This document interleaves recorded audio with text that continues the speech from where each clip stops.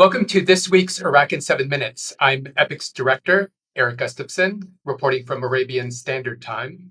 And with me from EPIC's headquarters in Washington, D.C., is our lead researcher and analyst, Omar al-Nadawi.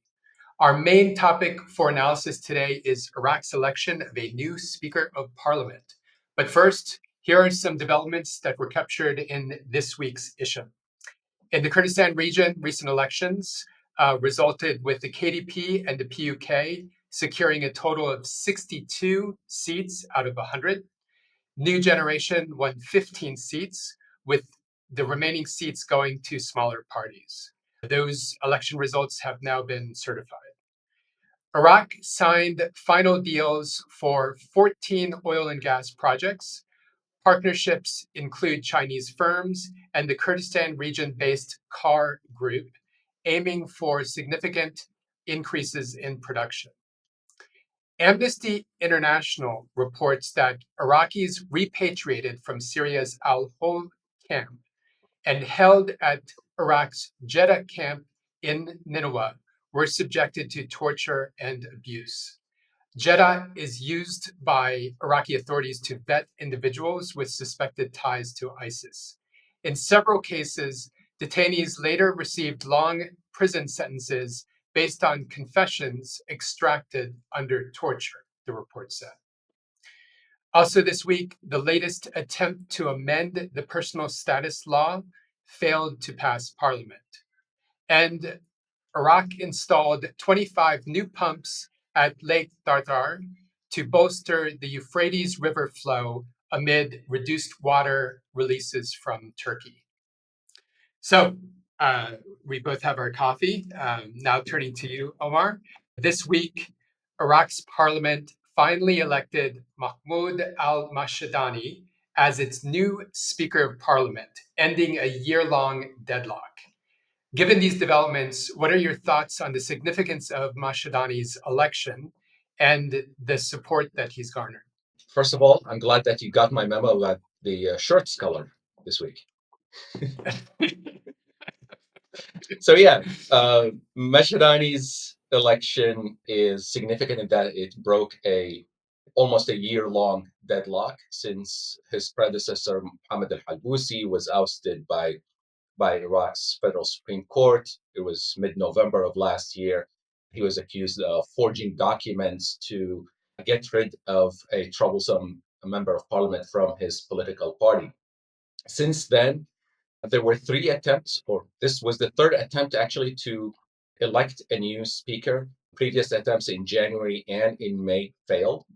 And Mahmoud al-Mashhadani was not a main candidate of either party, of either side of this divide in the initial phases of this struggle. He is a veteran politician. He was a former Speaker of Parliament who was in office during the first Maliki administration, 2006, 2008. And then he became a candidate backed by the Azm Party, one of the smaller Sunni political organizations, and more importantly, backed by Noor al-Maliki, the former prime minister. There's still a debate about whether Mashhadani is really a candidate of Noor al-Maliki or of Mohammed al-Halbousi's Taqaddum party, which is what he is presented to be. And I think an important point in Mashhadani's history was in January of 2022, when in the early phases of government formation negotiations in the immediate aftermath of the 2021 parliamentary elections, if you recall, there were two sides. Muqtada al-Sadr and his bloc of 70 plus members of parliament came together with the KDP and Mohammed al-Halbousi's Taqaddum party. It was called the Trilateral Alliance. They were trying to form a government that was going to exclude potentially some of the more extreme members of the Shia political establishment, militias, groups that now form the coordination framework.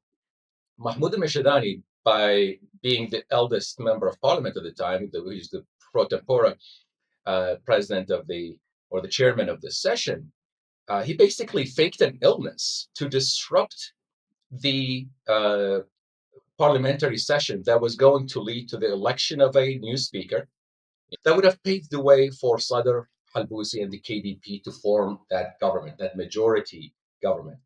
But Mashhadani worked with the coordination framework, an act for which the leaders of the coordination framework, Noor al-Maliki, Hadi al-Amiri, and Qais al-Khazali, were very grateful. He disrupted that session, buying the coordination framework time to basically disrupt Sadr al-Busi and the KDP plan to form government. So there is a long history of Mashhadani working with Maliki. That's why there are still, I think, mixed feelings or mixed assessments about what the election of Mashhadani is going to bring.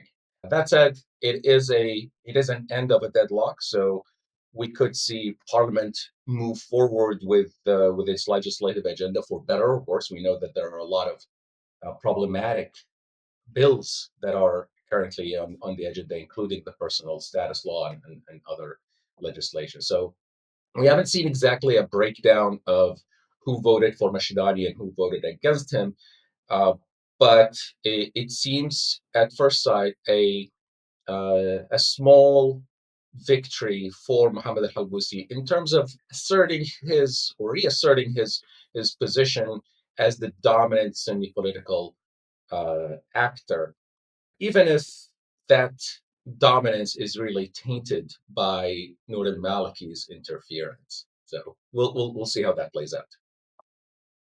Um, uh, Also, this week, you reported that in Diyala and Saladin, there were some sudden moves that led to the removal of provincial council chairmen.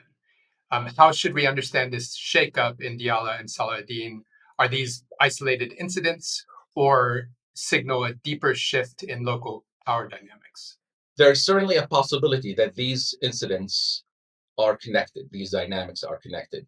We saw this week increased pressure on Mohammed al-Halbousi's rivals in these provinces, Salahuddin and Diyala. In both places, in both provinces, the chairman of the provincial councils, one from Khamis al-Khanjar's Siyada party and the other from the Hasib party, of which is led by former Speaker Najafi and Defense Minister Tariq al-Abbasi. They were both ousted.